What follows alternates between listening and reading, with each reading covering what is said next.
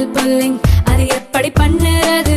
காலையில் எழுந்ததும் எதுவும் சாப்பிடாமல் இதயம் வளர்த்தை வாயில ஊத்தி நல்லா கொப்பளிக்கணும், அப்புறம் அதை துப்பிடணும். இதுதான் ஆயில் புல்லிங்.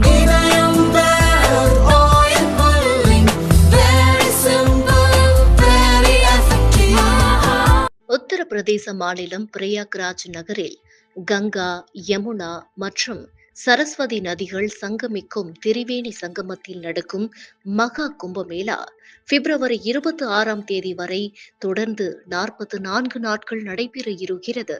சுமார் 144 ஆண்டுகளுக்கு பிறகு நடக்கும் இந்த வரலாற்று சிறப்புமிக்க நிகழ்வில் கலந்து கொள்ள 50 கோடிக்கும் அதிகமான பக்தர்கள் எதிர்பார்க்கப்படுகின்றனர். கும்ப என்பது கிரக கோள்கள், நதிகள், கலாச்சாரம், ஆன்மீக மற்றும் மனித நேயத்தின் சங்கமமாகும். இந்த நிகழ்வின் பழமையை ரிக்வேத குறிப்புகளில் இருந்து கண்டறிய முடிகிறது. கும்ப என்ற சொல்லும் புனித நீராடுதலும் ரிக்வேதத்தில் இடம்பெற்றுள்ளன. கும்பமேளா, ஹர்த், பூரண மற்றும் மகா கும்பமேளா என 4 வகை கும்பமேளாக்கள் உள்ளன. எல்லா 4 ஆண்டுகளுக்கு ஒருமுறை பிரயாக்ராஜ், ஹரித்வார், நாசிக், உஜ்ஜைன் ஆகிய ஊர்களில் நடப்பது கும்பமேளா. பிரயாக்ராஜ் மற்றும் ஹரித்வாரில் 6 ஆண்டுகளுக்கு ஒருமுறை நடப்பது ஹர்த் கும்பமேளா. பிரயாக்ராஜ், ஹரித்வார், நாசிக், உஜ்ஜைன் ஆகிய புண்ணிய தலங்களில் 12 ஆண்டுகளுக்கு ஒருமுறை நடைபெறும் பூரண கும்பமேளா பல கோடி பக்தர்களை ஈர்க்கும் ஒரு நிகழ்வாகும். இப்போது நடைபெற்று கொண்டிருக்கும் மகா கும்பமேளா 144 ஆண்டுகளுக்கு ஒருமுறை நிகழும் அற்புதமாகும். அசாதாரணமான கிரக கோள்களின் சங்கமத்தால் நடக்கும் இந்த நிகழ்வு மிகுந்த ஆன்மீக சக்தியை பெருக்கி சாது சந்நியாசிகளுக்கு ஆன்மீக அனுபவத்தை வழங்குகிறது. தனி நபர்களும் இதில் ஆழ்ந்த ஆன்மீக விழிப்புணர்வை உன்னத பயிற்சிகள் மூலம் அனுபவிக்க இயலும். நமது நாகரிகத்தில் மிகவும் பழமையான ஆழமான உணர்வாக இருக்கும் கும்பமேளாக்கள் பிரிட்டிஷ் ஆட்சியின் போது தேசியவாதத்தின் மையமாகவும் புரட்சிக்கான அடித்தளமாகவும் இருந்துள்ளது. இதற்கு காரணம் ஆங்கிலேயர்கள்தான். 12 ஆண்டுகளுக்கு ஒருமுறை நடக்கும் கும்பமேளாவை அறிந்த பிரிட்டிஷ் கிழக்கிந்திய கம்பெனி இதற்கும் வரி விதித்தது. அங்கு வந்த ஒவ்வொரு பக்தர்களிடமும் ₹1 வரி வசூலித்தனர். இது கும்ப வரி என அழைக்கப்பட்டது. அந்த நேரத்தில் ₹1 என்பது மிகப்பெரிய தொகை. அப்போது சராசரி இந்தியர்களின் ஊதியம் ₹10க்கும் குறைவாகும். பக்தர்களிடம் போட்ட வரி தவிர அங்கு சில பக்தர்கள் முடிதானம் செய்வதை கவனித்த ஆங்கிலேயர்கள் 1850களில் நடைபெற்ற கும்பமேளாவில் 3000 முடிதிருத்த கடைகளை நிறுவி ஒவ்வொரு கடையிலும் ₹4 வரியாக பெற்றனர். இது போன்ற பல சந்தர்ப்பங்கள் மக்கள் மனதில் ஆழமாக பதிந்து ஆங்கிலேயர்களுக்கு எதிரான சிந்தனை வலுப்பெற வழிவகுத்தது. பல விடுதலை போராளிகளும் இதை காரணமாக வைத்து மாபெரும் இயக்கங்களை பிரிட்டிஷருக்கு எதிராக நடத்தினர். 20ஆம் நூற்றாண்டில் இந்த ஆன்மீக சங்கமம் தேசியவாதிகளின் கூடாரமாக அமைந்ததை வரலாற்றில் காண முடிகிறது.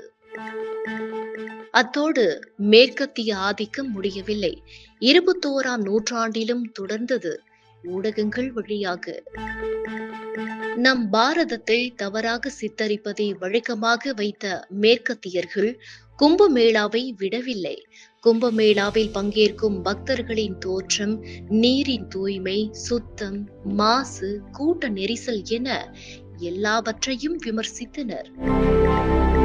உலகிலேயே அதிக மக்கள் கலந்து கொள்ளும் இந்த நிகழ்வை உத்தரப்பிரதேச முதல்வர் யோகி ஆதித்யநாத் சிறப்பான திட்டங்கள் மூலம் நவீனமயத்தின் உச்சத்தை எட்டியுள்ளார். 9885 ஏக்கர் பரப்பளவில் அமைந்துள்ள மகா கும்பமேளா பகுதியை 76வது மாவட்டமாக அறிவித்தது. சுமார் 7500 கோடி பட்ஜெட்டில் மத்திய மற்றும் மாநில அரசுகள் இணைந்து மகா கும்பமேளாவை மிகுந்த பாதுகாப்புடன் தொழில்நுட்பத்தின் உதவியுடன் மிகச் சிறப்பாக நடத்தி வருகின்றனர். அதில் என்னென்ன முக்கிய அம்சங்கள் இருக்கின்றன தெரியுமா? கூட்டத்தை துல்லியமாக மதிப்பீடு செய்யவும் பிரச்சனைகளை உடனடியாக கண்டறிந்து தீர்வு காணவும் இந்த முறை செயற்கை நுண்ணறிவு தொழில்நுட்பத்தை காவல்துறையினர் பயன்படுத்தியுள்ளனர். விழா நடைபெறும் இடத்திலும் திரிவேணி சங்கம முகாமுக்கு செல்லும் சாலைகளிலும் கம்பங்களிலும் ட்ரோன்களிலும் சுமார் 300க்கும் மேற்பட்ட கேமராக்கள் நிறுவப்பட்டுள்ளன. மேலும் 2750 கேமராக்கள் நகரம் முழுவதும் பொருத்தப்பட்டுள்ளன. மகா கும்பமேளாவுக்கு வரும் பக்தர்கள் தங்குவதற்காக மிக பெரிய அளவில் கூடார நகரம் அமைக்கப்பட்டுள்ளது. இந்த பகுதியை 76வது மாவட்டமாக சேர்த்து 1,00,000க்கும் அதிகமான கூடாரங்களுடன் இந்த புதிய நகரம் கட்டப்பட்டுள்ளது. இந்த நகரத்தில் ஒரே நேரத்தில் 20 லட்சத்துக்கும் அதிகமான பக்தர்கள் தங்க முடியும். துறவிகள், சந்நியாசிகள் தங்குவதற்கு தனியாக 10,000 கூடாரங்கள் அமைக்கப்பட்டுள்ளன. மேலும் IRCTC சார்பில் மகா கும்பமேளா டென்ட் சிட்டி என்ற பெயரிலும் கூடாரங்கள் அமைக்கப்பட்டுள்ளன. இந்த புனித நீராடும் இடத்தில் இருந்து சுமார் 3.5 கிலோமீட்டர் தொலைவில் அமைந்துள்ளது. எல்லோரின் கண்களையும் கவரும் 6000 சதுர மீட்டர் பரப்பளவில் ஒரு மாவட்டம் ஒரு பொருள் திட்டத்தின் கண்காட்சி ஏற்பாடு செய்யப்பட்டுள்ளது. உத்தரப்பிரதேச MSME துறை மற்றும் முதலமைச்சர் யோகி ஆதித்யநாத்தின் வழிகாட்டுதலின் கீழ் ODOP திட்டத்தின் இந்த நிகழ்வு மாநிலத்தின் கைவினை மற்றும் குடிசை தொழில்களை மேம்படுத்த ஒரு முன்னோடி முயற்சியாகும். மகா கும்பமேளா 2025 ஆன்மீக மற்றும் கலாச்சார அடையாளத்தை வலுப்படுத்துவது மட்டுமின்றி தொழில் முனைவோருக்கு ஒரு பெரிய வர்த்தக தளமாகவும் மாறியுள்ளது. இங்கு உள்நாட்டிலிருந்தும் வெளிநாட்டிலிருந்தும் மக்கள் வந்து கைவினை பொருட்களை வாங்கிச் செல்கின்றனர். மிகப்பெரிய சுற்றுச்சூழல் பாதுகாப்பு முயற்சியாக ஒரு முறை மட்டுமே பயன்படுத்தப்படும் பிளாஸ்டிக் பொருட்களை தவிர்க்க ஒரு தட்டு ஒரு பை திட்டம் அறிமுகப்படுத்தப்பட்டுள்ளது. அதன்படி மகா கும்பமேளாவில் பங்கேற்கும் பக்தர்களுக்கு துணியிலான பை மற்றும் எவர் சில்வர் தட்டு வழங்கப்படுகிறது. 45 நாட்கள் நடைபெறும் மகா கும்பமேளாவில் பங்கேற்பதற்காக கோடிக்கணக்கானோர் வருவதால் கழிவு மேலாண்மையை கையாள்வது மிகப்பெரிய சவாலாகும். அதற்காக இஸ்ரோ மற்றும் பாபா அணு ஆராய்ச்சி மையத்தின் உதவியுடன் பல்வேறு ஏற்பாடுகளை உத்தரப்பிரதேச அரசு செய்துள்ளது. நாளொன்றுக்கு 16 மில்லியன் லிட்டர் மனித கழிவையும் 240 மில்லியன் லிட்டர் கழிவு நீரையும் கையாள்வதற்கு இஸ்ரோ மற்றும் பாபா அணு ஆராய்ச்சி மையம் இணைந்து உருவாக்கிய hybrid granular sequencing batch reactor என்ற சுத்திகரிப்பு முறை பயன்படுத்தப்படுகிறது. அதேபோல் கழிவு நீரை சுத்திகரித்து நன்னீராக மாற்றுவதற்காக ஜியோ டியூப் டெக்னாலஜி என்ற முறை பயன்படுத்தப்படுகிறது. மேலும் கழிவுநீர் சுத்திகரிப்புக்காக பயோ ரெமிடியேஷன் எனும் முறையும் பின்பற்றப்படுகிறது. பெரிய குளங்களில் கழிவு நீரை சேமித்து நுண்ணுயிர்கள் மூலம் அவற்றை தூய்மைப்படுத்துவதே பயோ ரெமிடியேஷன்.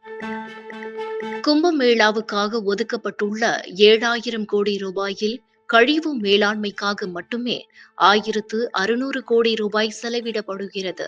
திறந்த வெளியில் மலம் கழிப்பதை தடுப்பதற்காக 316 கோடி ரூபாய் ஒதுக்கப்பட்டு 1,45,000 தற்காலிக கழிவறைகள் அமைக்கப்பட்டுள்ளன. இதேபோல் பல முக்கிய அம்சங்களை வைத்து உத்தரப்பிரதேச அரசாங்கம் இந்த ஆன்மீக நிகழ்வை ஆச்சரியமான மேலாண்மையுடன் நிர்வகித்து வருகிறது. 2013ஆம் ஆண்டு சமாஜ்வாதி கட்சியின் அலட்சியத்தால் கூட்ட நெரிசலில் சிக்கி 36 பேர் கும்பமேளாவில் உயிரிழந்தனர்.